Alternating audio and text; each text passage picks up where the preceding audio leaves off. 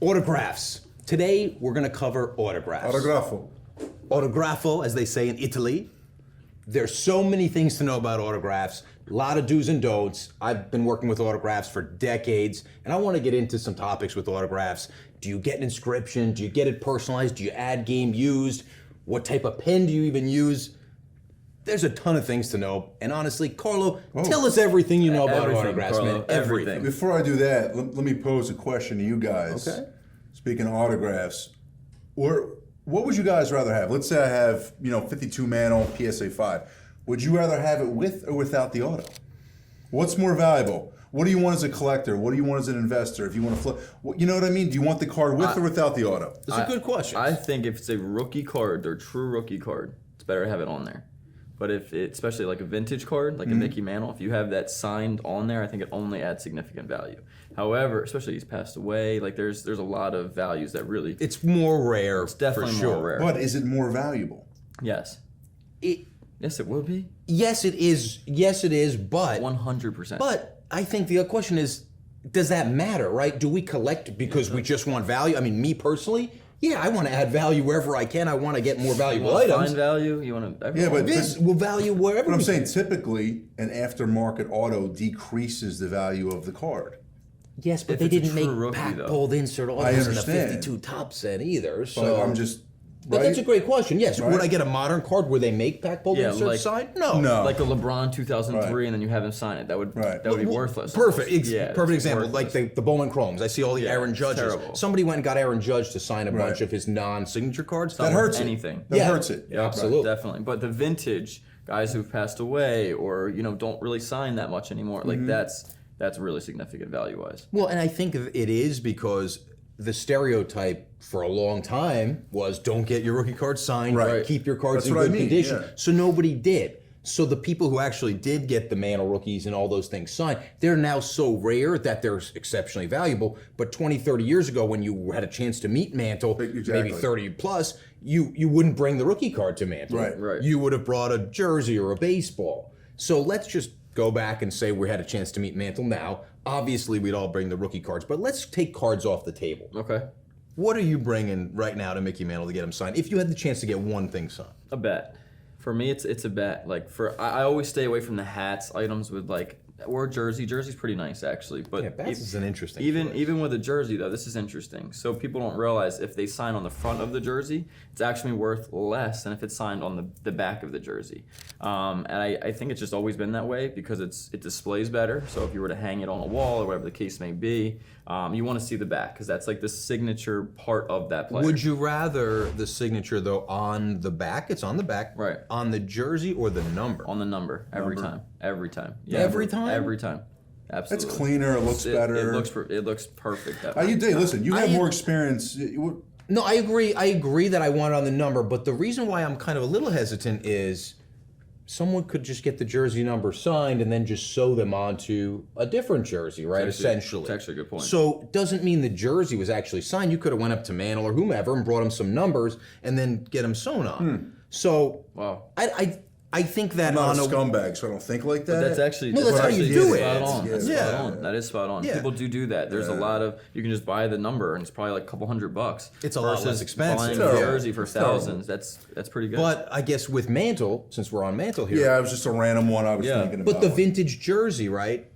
It's going to bleed in time because you're signing on wool. I've seen some that haven't bled using a permanent marker, a Sharpie of some sort. I've seen a lot of guys use the wrong tools as well Sure. and have them bleed. I'm sure you guys have seen some jerseys where it's just bleeding. Yeah. I was working at Steiner for 5 years. We were an autograph company. So we got to see our inventory year after year. We got to see baseballs start to turn yellow. Certain pens that we used, it was just a bad group of pens. It was still a ballpoint, same type of pen we've always used. There was a group of like 2008 Yankees balls that we signed, or 1998 Yankees actually. And for some reason, all the signatures on those balls just started fading. We were told by Rawlings that, the balls, maybe it was the batch of balls with, maybe they coated them in something. We were like, is it the pen? We couldn't figure it out. But some balls would just stay, others would yellow. Why does one ball turn yellow and not? The rumor is sun. Yep, sun. I've seen balls in the dark turn yellow. Have you guys I have ever not. seen that? I I've have seen not. it. No, wow. Yeah, so UV is the reason why ink would fade. I know the auto can fade definitely if it's exposed Right. to sunlight. So that's why you're supposed to keep it in areas like in a basement or somewhere that you're not exposed to sun every day. 'Cause Right. the autos will fade over time. I've seen it all the time. I go pick Yeah. up a collection, you see autographs all over the walls, and you're like, man, I wish this guy would have kept Yeah, these things of course. in a safe spot, But our autographs, are they turning? Are they going to eventually? We've seen cards kill it. Then I think in the 90s and 2000s, bigger was better.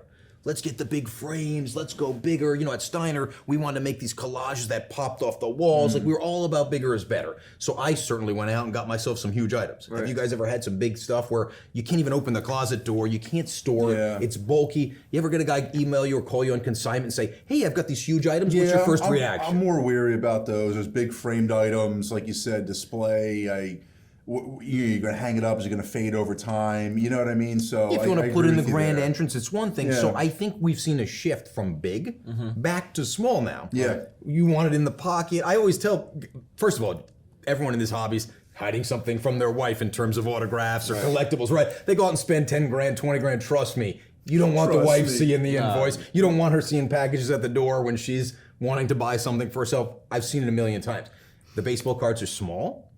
Autographed balls, other things like that are small and that can fit into drawers and things like that. Those have become more popular. You go to a show, you want to bring items to sell, you can fit them in a briefcase, you can go on a plane with them. The big bulky things now are just so much harder to sell. It's even harder for us to take them on consignment. Now it has to be just astronomically great. Shipping, I think also when you're collecting these, you have to kind of establish from the beginning if you're looking to collect it for yourself or you're looking to collect it for value. If you're collecting it for yourself, it's cool to have an item personalized too. To Carlo, to Dave, to Ryan, signed by that player. But that actually significantly decreases the value of that item. So versus just a normal ball that says best wishes.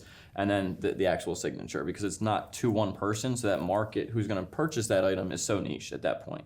I don't think people realize that all the time. They just think, oh, I'm going to get this, put this, put that. But on the flip side of it, investment-wise, inscriptions are worth a lot of money if the player puts like MVP 1967 or whatever the case may be. We've seen some awesome Curry ones come through. Babyface Assassin. Amazing, yeah. 50, 40, 90. You have to get creative. Yeah. You don't want to, using the basket, let's just use a basketball or a ball example because that's a plain canvas and you can get whatever. Just a Curry auto on that, there's hundreds of those. Yep. There are thousands of those out there. Babyface Assassin, probably a lot less. Yeah. The more creative that you can become, the more rare. If you have a one-of-a-kind inscription, going back to the mantle example briefly, there's two folds on this example actually. So the personalization, yes, it's worth less usually. If your name is very unusual, where there's no one else with that name, then it's going to be hard to sell.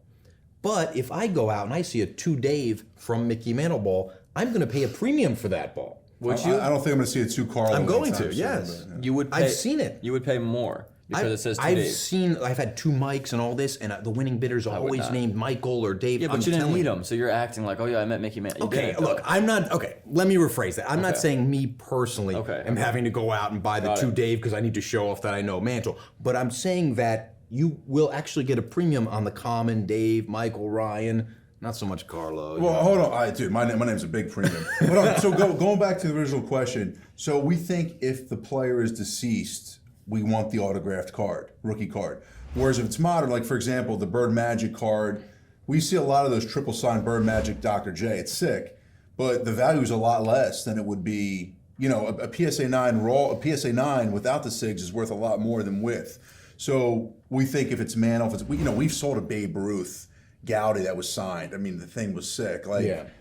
That's going to add more value. We're thinking. I think maybe more so to the iconic cards. I think that there is. And also the PSA 9 and mints, that's a different category than a 4 with an inscription or something like that's what we're comparing to. Now, let's look at the Griffey rookie, for example. We've seen 10-10s, we've seen 9-10s, we've seen just 10s. The 10-10 is going to outsell just the 10 without the autograph every time. I actually think a PSA 10 signed Griffey Upper Deck 89 rookie card sold for like 50 grand a year or two ago when everything was booming. 50 grand. A PSA 10 of that card goes for what, 3,500? Right. I think at the time was about 6,000. So the premium to get the 10-10 or the 9-9 is going to be there. But if we're just using mid-grade and mid-tier things, it's going to be a little Because different. what comes into that though is the condition, because then the player's actually handling the Yep. card, he's signing the card. That's a good point. So to get it regraded at that point's a huge risk, because they could easily nick a corner or ruin the surface or something like that, where that could significantly hurt the value. So here's one question, one final question. Yeah. If we're going to have a writing implement on something, are we going with a ballpoint pen, a Statler, which is like a fine pointed marker, or are we going to use like a big bold Sharpie? What do the people want? Well, I actually brought a baseball to sign for you guys, and I want you guys to sign as well. Okay. Got 2 items. I'm going with this triple color.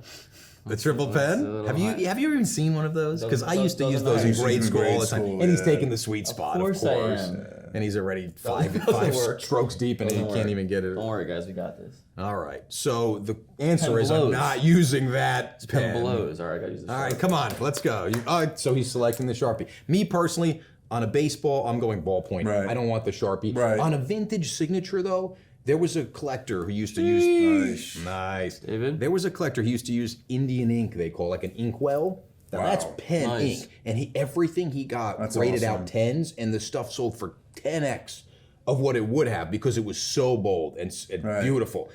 Personally, though, I'd rather the ballpoint Yeah. pen, on that than the Sharpie. You'll get a higher grade, believe it or not, with this because it's Right. bolder. But just because I have a 10 with a Sharpie, looks like Roy Campanella signed this thing. And, It's beautiful, is what he's saying. I'm saying Roy. couldn't While even they're hold the selling it, pen. something quickly to touch on as well. Just the signature itself. Some players take a lot more time with their signature, and they display a lot better, which could a lot of times does equate to higher value. Like a Mariano Rivera, he takes such a. I had an inscription. He's got such a precise signature. It's like on a perfect line, and he takes so much time to sign each ball. Whereas like a Cam Reddish or somebody like that, it's literally like it's a squiggle. It's like one line, which I think hurts his value because anybody can just forge that. So Triple if signed, very valuable ball right here. and I added the inscription because the people they want the inscription. They want the 12. They got the 12 pack right there. But going back to Carlos, Nice, yeah. going back to Ryan's point, actually, he made a very good point. If Jordan had a horrible, just one-line autograph, Right. are you paying more for maybe, let's say, LeBron, who has a nice auto. loopy or something Okay, like well, that? okay. Does that even play into How about this? how about Giannis? His rookie year, he had this awesome, crazy auto. After that, he's like, forget that. didn't even Everything's care just anymore. GA, It's just GA, yeah. across GA. the So board. you're going to pay a premium for that, and Yeah. also authenticators, PSA, they have a rookie autograph service, Okay. and they also have a witnessed and in the presence. Right. So as much as I like a ball here, obviously it's been witnessed on camera. That's going to carry a premium and value to an authenticator saying, I think this is authentic, which is why brands like Upper Deck and Steiner would carry a premium because they were witnessed, they watched them sign it, versus someone who says, okay, I think it looks good, it kind of passes the smell test. So with that, rookie signature is going to add value. A rookie signature, in order to get that through PSA, he has to sign it before, and it has to be authenticated before he starts his first day of the second season. I mean, we might need a part 2 to this. Yeah, this is going everything on, we're yeah. saying is opening up more doors. I mean, Yeah. clearly the autograph There's a lot world to is this. There's a lot is to pretty this. complex. well, Let's look, dive into I the don't next think we week. decided too much. I didn't even get through to why this guy wanted a 12 bat pack side. inscription. Guys, we can't solve this debate. There's so Krupa. many more topics. Carlo, you kidding me? Look at that. This one day might be on an auction block. Unlikely, but you never know. like a case. Guys, thank you so much for tuning in and bearing with us this week on this very tough topic about autographs. Check out all of our live auctions at goldin.co. Oh, and we'll see you guys next week. Beautiful job, guys. Beautiful. Get that thing in a case, too. Beautiful, dude. Yeah, Why don't we put that on Ken's desk? that's a good idea.